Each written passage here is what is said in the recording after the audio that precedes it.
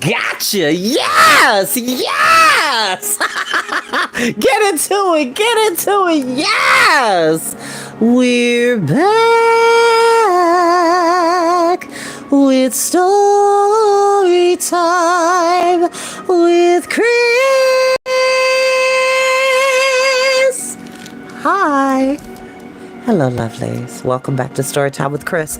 As I always say, you don't have to watch these videos when they go live. You're more than welcome to watch them in your downtime, nap time, max and relax and chillaxing time, in between time, meantime, scheme time, study time, break time, CP time, any time that you want to hear a highly animated voice bring you wonderful stories of magic, fantasy, science fiction, adventure, music, and many, many more in between.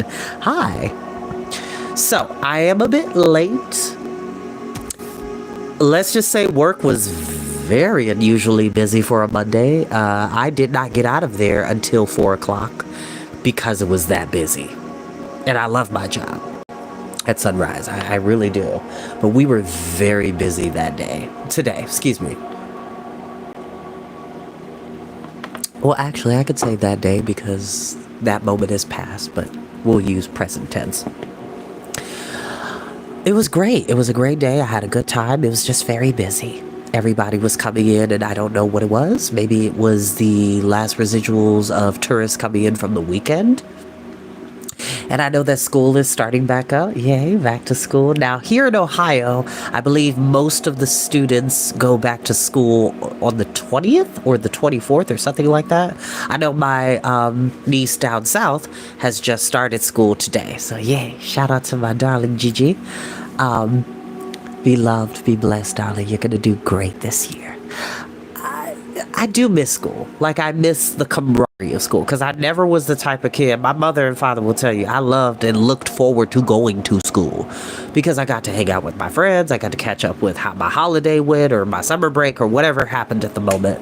And I get to catch up and do amazing things. So oh, okay. I was like, what's on my lip? I just love school. I love the social aspect of it. I love to learn new things. I am a lover of knowledge.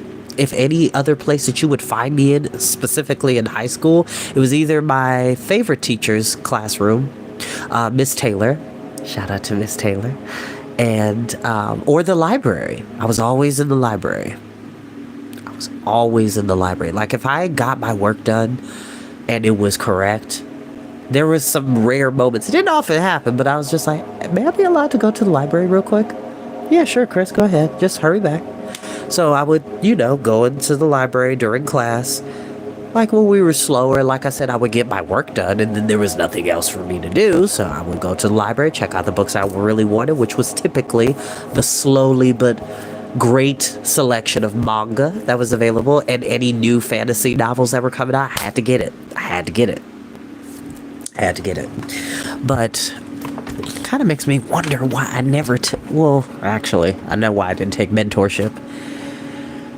Because I was busy with life. Anyway, we are actually about to enter the final chapter of the Grey King. The last time we were here, Will had to race back all the way back to the farm to get the golden harp in order to use its magic to release Penn from the magic of the Weirstone. But apparently Bran has awakened to some new powers that have basically destroyed the Weirstone and its hold from the dark. And now Bran, Penn, and Will are racing to the lake, the Talyi Leuven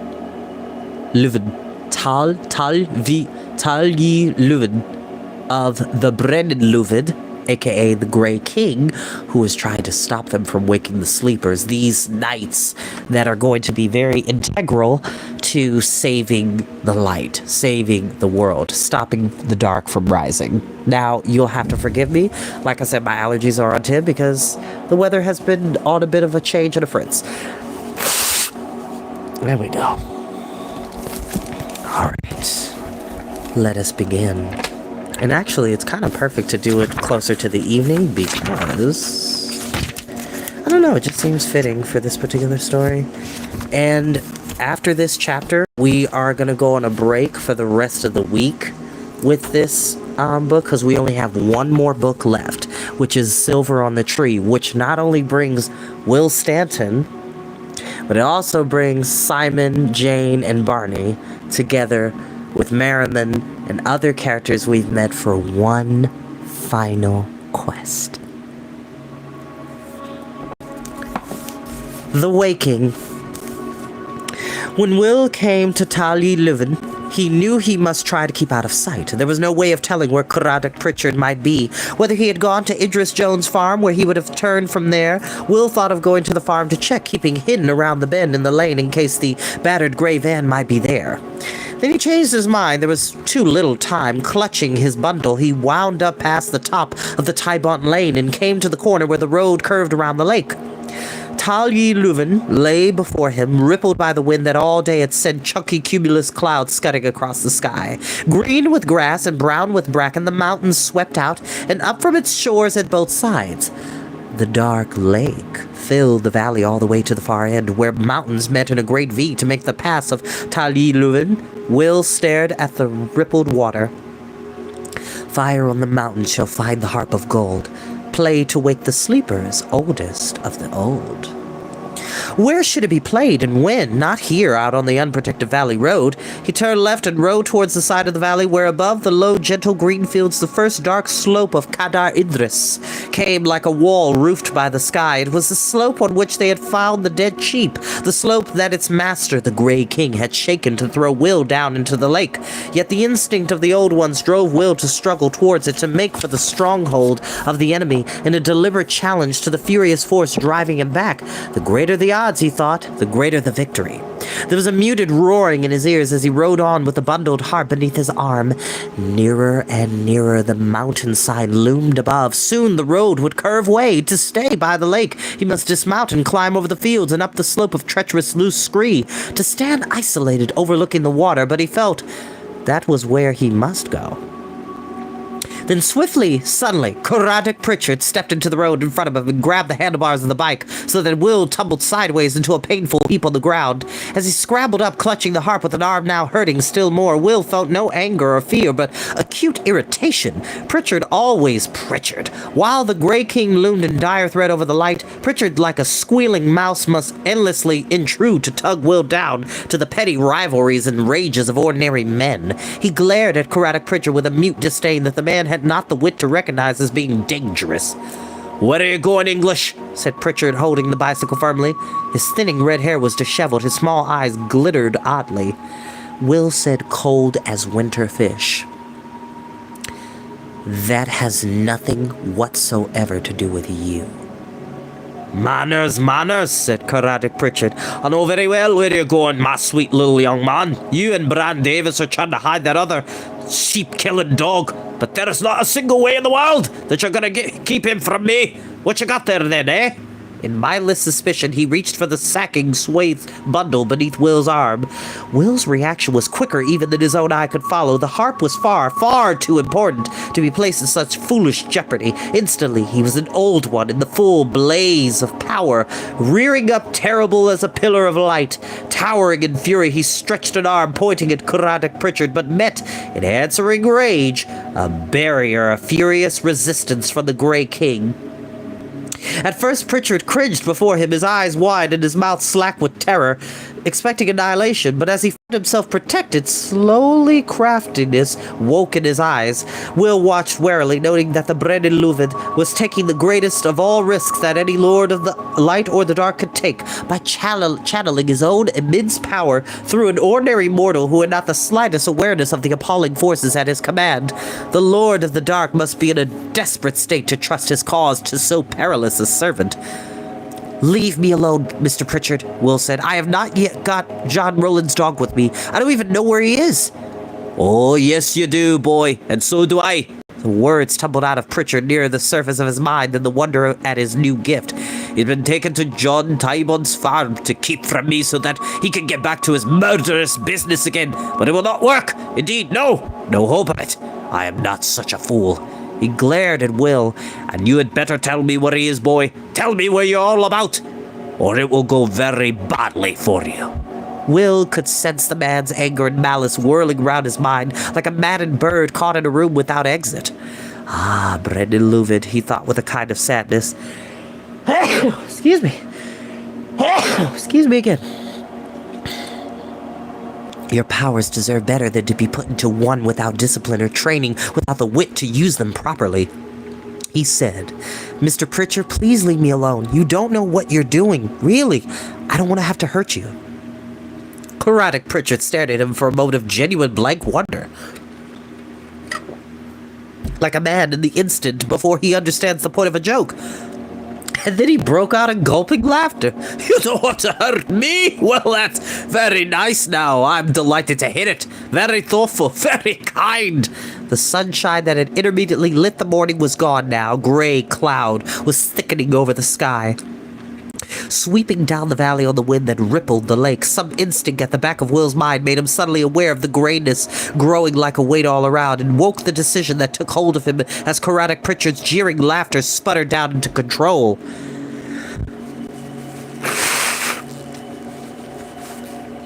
He took a step or two backwards, holding the harp close at his side. Then, half closing his eyes, he called silently to the gifts that had made him an old one in full strength, to the spells that made him able to ride the wind, to fly beyond the sky and beneath the sea, to the circle of the light that had sent him on his quest for the last link in their defense against the dark's rising.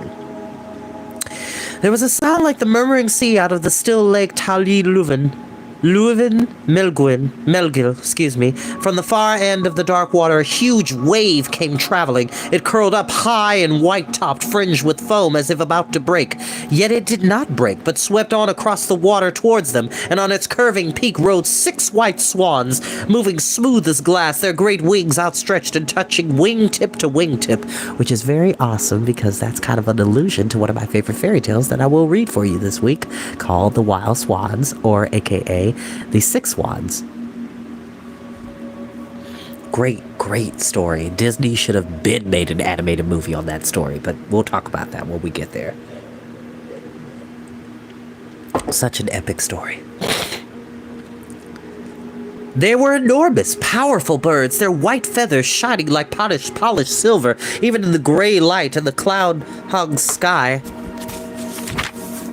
They drew nearer and nearer. One of the swans raised its head on the curving, graceful neck and gave a long, mournful cry like a warning or a lament. On and on they came, towards the shore, towards Will and Karate Pritchard. The wave loomed higher and higher, a green wave glowing with a strange, translucent light that seemed to come out of the bottom of the lake. It was clear that the birds would dive upon them, and the wave break over them and rush forward down the valley with all the water of the lake in one long rush, sweeping farms and houses and people before it in total devastation down to the sea. Will knew this not to be true, but it was the image that he was forcing into Karate Pritchard's mind. The white swan gave one more whooping, mournful cry, the shriek of a soul in utter emptiness, and Karate Pritchard stumbled backwards, his small eyes bulging in his head from horror and disbelief. One hand clutched in his red hair. He opened his mouth and strange, wordless sounds came out of it. Then suddenly something seemed to seize him, and he jerked into a frozen immobility. Arms and legs caught at unnatural angles, and the air was filled with a rushing, hissing sound that came so quickly its direction could not be told. But Will, appalled, knew what it must be. By accepting help from the dark, the Welshman had doomed his own mind. He saw in Karate Pritchard's eyes the quick flash of madness as human reason was swept aside by the dreadful power of the Grey King. He saw the mind sway as the body was, still unwittingly, possessed. Pritchard's back straightened, his pudgy form seemed to rise taller than before, and the shoulders hunched themselves in a hint of immense strength. The force of the Brenelovid's magic was in him and pulsing out of him, and he stared at the advancing wave and shrieked in a cracked voice some words of Welsh. And the swans rose, crying into the air, and curved away on long, slow-beating wings, for all at once the rearing wave collapsed, dragged down into heaviness by a tremendous churning and heaving of 1,000 upon 1,000 fish. Silver and gray and dark glinting green, they boiled on the surface, perch and trout and wriggling eels and slant-mouthed pike with needle teeth and small, evil eyes. It was as if all the fish in all the lakes of Wales seethed there in a huge mass on the water of Llwyn Milgil, smoothing its surface into a quivering stillness. Yet it was with the use of a voice and a mind no more than human that so great a spell had been cast. A chill struck into Will as he understood this new deviousness of the Brennan Luvid. There would be no open confrontation. He himself would never see the Grey King again, for in such a facing of two poles of enchantment there was danger of annihilation for one.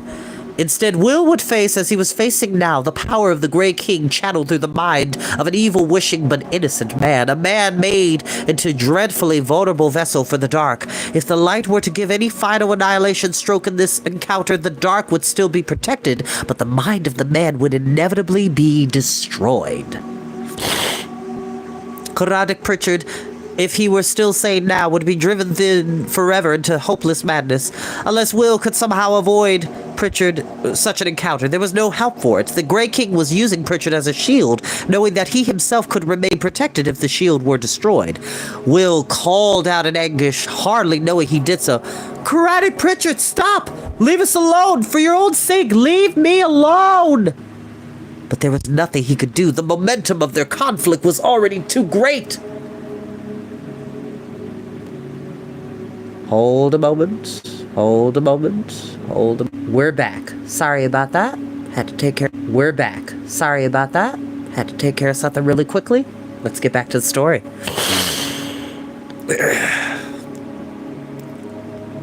But there was nothing he could do. The momentum of their conflict was already too great, like a wheel spinning faster and faster and faster downhill. Caradoc Pritchard was gazing in childish delight at the lake of seething fish, rubbing his hands together, talking steadily to himself in Welsh. He looked at Will and giggled. He did not stop talking, but switched to English, the words coming out in a half-crazed conversational stream, very fast. You see the pretty creatures now, so many thousands of them, and all ours, and what we ask, more of a match for 6 swans than you were expecting, eh, Duinbach? Ah, you do not know what you're up against. Enough nonsense we have had now, my friends and me. It is time that you are going to show me the dog. The dog, because anything you do to try and turn us aside will be no use at all. No use at all. So I want the dog now, English. You're to tell me where I can find the dog. Good gun is there in the car waiting for me. And there'll be no more sheep killing in this valley. I shall see to that. He was watching Will, the little eyes darting up and down like small fish themselves, and suddenly once more his gaze fastened on the sack-bundled harp. But first, I would like to know what that really is under your arm there, boy, so I think you will show me that if you would like us to leave you alone. He giggled again on the last word, and Will knew that there was no hope now of reaching the side of the mountain, the place from which it would have been safest and most fitting to play the golden harp. He stepped slowly backwards, in a smooth movement designed to keep Caradoc Pritchard from alarm, and as caution woke too late in the farmer's bright eyes, he slipped the harp out from its covering, laid it crooked in one arm, as he had seen Bran do, and swept the fingers of the other hand over its strings. And so the world changed. Already the sky was a heavier gray than it had been, and the afternoon darkened toward evening, and the clouds thickened for rain. But as the lilting flow of notes from the little harp poured out into the air, in an aching sweetness, a strange glow seemed very subtly to begin shining out of lake and cloud and sky, mountain and valley, bracken and grass. Colors grew brighter, dark places more intense and secret. Every sight and feeling was more vivid and pronounced. Fish covering the whole swaying surface of the lake began to change. Flickering silver, fish after fish leapt into the air and curved down again until the lake seemed no longer burdened with a great weight of sluggish creatures, but alive and dancing with bright streaks of silver light. And out of the sky at the seaward end of the valley, down towards the lake, Will heard another sound rose over the sweet arpeggios, lilting to and fro as Will ran his fingers gently up and down the strings of his harp.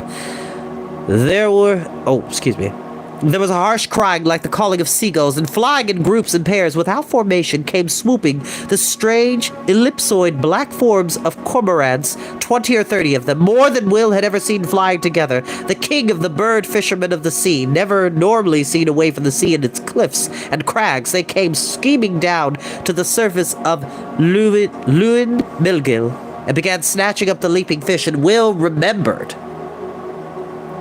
Suddenly, Bran's stories of how the bird rock, Kragir Adr, is the only place in the world where the cormorants are known to gather and build their nests inland, because in the land of the Grey King, the coast had no rocky cliffs for such building, but only sand and beaches and dunes. Down they swept. The fish jumped, sparkling. The cormorants gulped them, swerved away, dived, and gulped again. Caradoc Pritchard gave a cross wail like a disappointed child. The curious light glimmered through the valley. Still, Will's fingers flickered over the harp, and the music rippled out deliberate and clear as spring water. He was caught up in attention passion that prickled through him like electricity. A fierce anticipation of unknown wonders. He felt as taut as though every hair stood on end, and then all at once the fish vanished. The surface of the lake was suddenly smooth as dark glass, and all the cormorants swept upwards in a dark crowd and curved away, shrieking, disappearing back up the long, broad valley to Bird Rock. And through the luminescence that held the valley suspended in daylight, moonlight, half-light, Will saw 6 figures take shape. They were horsemen riding. They came out of the mountain, out of the lowest slopes of Kadar Idris that reached up from the lake into the fortresses of the Grey King. They were silvery gray, glinting figures riding horses of the same strange half-color, and they rode over the lake without touching the water, without making any sound. The music of the harp lapped them round, and as they drew near, Will saw that they were smiling. They wore tunics and cloaks. Each one had a sword hanging at his side. 2 were hooded. One wore a circlet above his head, a gleaming circlet of nobility, though not the crown of a king. He turned to Will as the ghostly group rode by and bent his smiling, bearded head in greeting. The music rippled bell-like round the valley from the harp in Will's hands, and Will bent down his own head in somber greeting, but did not break his playing. The riders rode past Caradoc Pritchard, who stood gaping vacantly at the lake, looking for the vanished wondrous fish, and clearly did not see anything else. He has the power of the Grey King, Will thought, but not the eyes. Then the riders wheeled back suddenly towards the slope of the mountain, and before Will could wonder at it, he saw that Bran stood there on the slope, halfway up the loose screen, near the ledge that had broken his own fall earlier that day. The black sheepdog pen was beside him, and toiling up the slope after them was Owen Davis, bent and weary, with the same blankness in his face that Caradoc Pritchard wore. It was not for ordinary men to see that the sleepers, woken out of their long centuries of rest, were riding now to the rescue of the world from the rising dark. But Bran could see. He stood watching the sleepers with a blaze of delight in his pale face. He raised one hand to Will and opened both arms with a gesture of admiration at the playing of the harp. For a moment he seemed no more than an uncomplicated small boy caught up in bubbling wonder by a marvelous sight. But only for a moment. The 6 riders, glinting silver-gray on their silver-gray mounts, curved round after their leader and paused for a moment in line before the place on the hillside where Bran stood. Each drew his sword and held it upright before his face in a salute and kissed the flat of his blade in homage as to a king. And Bran stood there slim and erect as a young tree, his white hair gleaming in a silver crest, and bent his head gravely to them with the quiet arrogance of a king granting a boon. So he's just standing at attention, just... We're going to get an idea of who Bran is very soon. Then they sheathed their swords again and wheeled about, and the silver-gray horses sprang up into the sky, and the sleepers, wakened and riding, rose high over the lake and away, disappearing further and further into the gathering gloom of the Talyi Leuven, past and beyond, until they were gone from the valley and beyond and could be seen no more. Will stilled his fingers on the golden harp, and its delicate melody died, leaving only the whisper of the wind. He felt drained, as though all the strength had gone out of him. For the first time, he remembered that he was not only an old one, but also a convalescent, still weak from the long illness that in the beginning had sent him to Wales. For a flicker of an instant, too, then he remembered what John Rowlands had said about the coldness at the heart of the light, as he realized but what agency he must have become so suddenly and severely ill. But it was only for an instant. To an old one, such things were not of importance. All at once he was brushed aside, and a hasty, rough hand snatched the golden harp from his grasp. The power of the Grey King seemed gone from Caradoc Pritchard, and he was not what he had been before it had come. "So this is what it's all about, then?" Pritchard said thickly. "A bloody harp and a little golden thing like she was playing?" "Give it back," Will said. Then he paused. "She?" "It was a Welsh harp, English, an old one." Pritchard peered owlishly at it. "What might have been done in your hands? You've no right to be holding a Welsh harp." Suddenly he was glaring viciously at Will. "Go home. Go back where you belong. Mind your business." Will said, "The harp has fulfilled its purpose. What do you mean, like she was playing?" "Mind your business," Pritchard said again savagely. "A long time ago and nothing to do with you." From the corner of his eye, Will could see that Owen Davis had joined Bran up the hillside, with pen darting restlessly between them. Desperately, he tried to will Bran to move away out of sight. He could not understand why he stayed there in the open, where a casual glance would show them to Caradoc Pritchard. "Move," he shouted silently. "Go away." But it was too late. Something, perhaps the sheepdog's anxious wheeling, had caught Pritchard's eye. He glanced half-consciously up at the mountain and he froze. Every part of the moment seared itself into Will's brain so that ever afterwards he could feel the quick roaring of impending disaster and see like a bright picture the heavy gray sky, the rearing mountain, the rippling dark lake, the startling patches of color made by a white-haired boy and a man with flaring red hair, and over it all the strange glow of a light like the warning luminescence hanging over a countryside before a dreadful storm. Craddock Pritchard turned towards a face marked with a terrible mingling of anger, reproach, pain, and at the heart of them all a thin cord of hatred and the urge to hurt back. Looking deliberately into Will's face, he heaved back his arm and flung the golden harp far out into the lake. Ripples circled outward on the dark water, and then were still. Then Pritchard ran, light as a boy, throwing himself forward to the mountain, and to Brand standing there like a figurehead with the dog pen, and at the last moment before the slope, he turned aside along the curving road that led back down the valley, and Will saw that he had left the small gray van there in the road, and was running towards it now with desperate speed. This is probably the look Brand was giving, just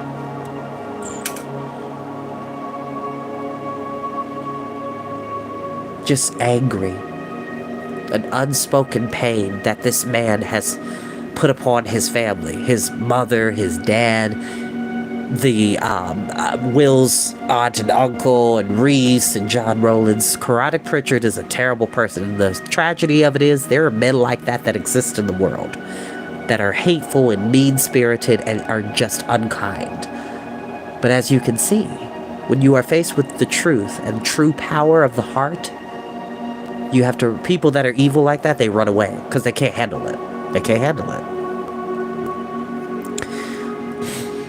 In the same moment, he realized why and flung a great spell of prevention at Pritchard, only to have it cast aside by the protection of the Grey King that the farmer, no unknowing, still carried with him. Craddock Pritchard reached the van, snatched open its back doors, and brought out his long-muzzled shotgun, the same gun with which he had shot Brand's dog Kaval. Swiftly cocked the gun, swung around, and began walking deliberately and steadily towards the boy and the dog on the hill. He had no need for haste now. There was no cover to which they could run. Will dug his fingernails into his palms, his mind thrashing for an effective defense. Then he heard the sound of a noisy car. The Land Rover swung at astonishing speed out of the lane from Tybont Farm and round the corner to the lake. John Rowlands must have seen Pritchard and his van and his gun all in one appalled moment, for the chunky little car rushed forward to a jerking halt almost at the farmer's feet. The door seemed hardly open before John Rowlands' lanky form was out. He stood still, facing Craddock Pritchard and the boy and the dog on the hillside beyond. "Craddock," he said, "there is no sheep here with its throat cut. You have no right and no need." Pritchard's voice was high and dangerous. "There is a sheep dead up there now!" And Will saw that the body of the ewe, attacked by the Milgwyn, still up there at its ledge, was visible as a white heap from where they stood. He knew then for the first time why the Grey King had made sure that his Milgwyn should bring it to that spot. "That is a Pentref sheep from those wintering at Clovet," John Rowlands said. "Oh, very likely," said Pritchard, sneering. "I will show you. Come up and see." "Even if it were, what of it? It is still that murdering dog of yours that does these things to sheep in your own care, too, is it? What is the matter with you, Rowlands, that you keep him?" His face glistening with the sweat of rage, Pritchard brought up his gun level with his waist facing the hill. "No. No," John Rowlands said behind him, his voice very deep. Something in Craddock Pritchard cracked, and he swung round to face Rowlands, the gun still pointing. His voice pitched itself higher still. He was like a wire about to break. "Always pushing your nose in you are, John Rowlands, trying to stop me now the way you stopped me before. You should not have stopped me then. I would have fought him harder and won. Then she would have come with me. She would have come with me if it had not been for you pushing in." His hands were white where they clenched the gun. His words came out so fast they fell all over themselves.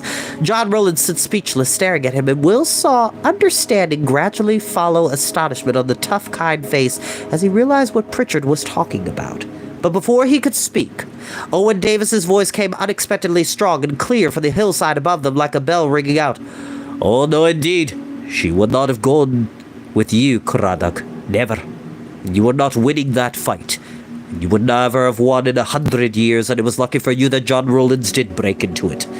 I did not know what I was doing, but I would have killed you if I could for hurting my Gwen. Sure, Gwen! Pritchard spat the words at him. Any man's Gwen! That was as clear as the light in the sky! Why else would she choose a man like you, Owen Davis? A lovely wild thing out of the mountains she was, like a face like a flower, and fingers that made music out of that little harp that she carried, like no music you ever knew before. For an instant there was a terrible yearning in his voice, but almost as soon again the tortured, half-crazed face twisted back into malevolence. He looked at Brad's white head.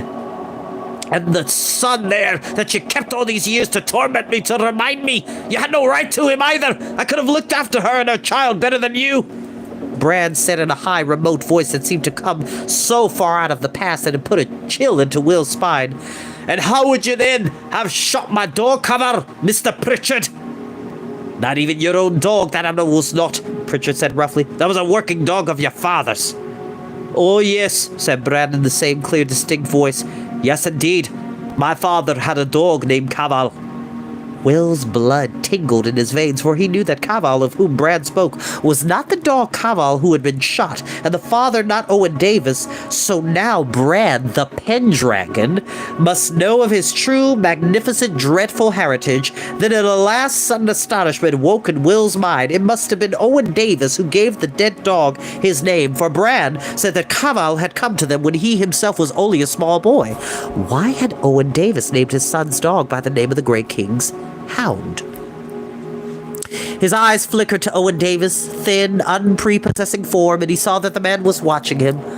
Oh, yes, Davis said. I knew. I tried not to believe it, but I've always said.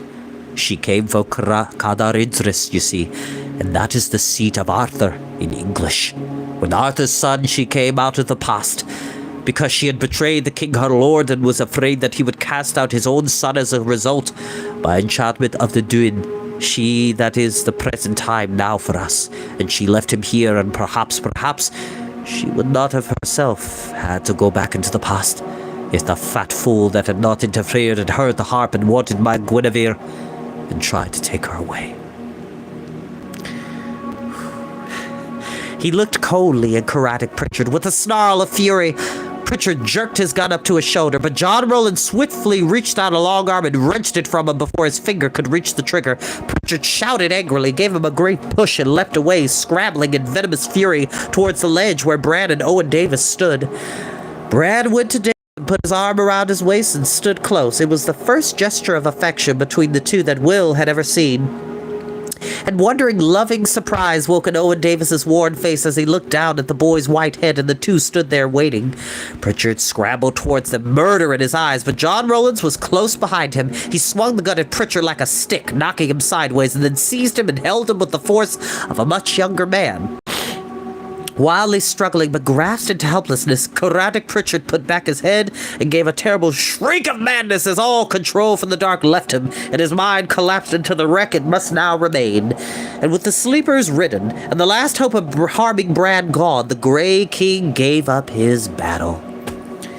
The echoes of Pritchard's shriek became a long howling cry through the mountains, rising, falling, rising, echoing from peak to peak, as all the powers of the dark vanished forever from Cadar Idris, from the valley of the Decini, from Tal Yi Leuven. Cold as death, anguished as all the loss in the world, it died away and yet still seemed to hang in the air.